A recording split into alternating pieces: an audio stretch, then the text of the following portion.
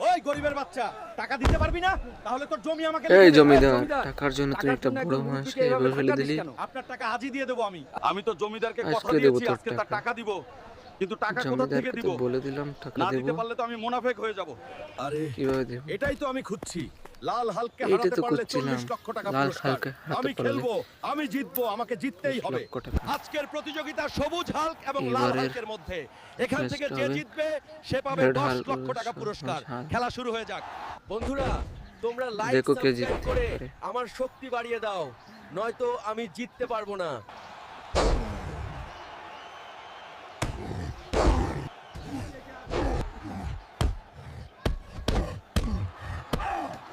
সবুজ হাল্ক জিতে গেল।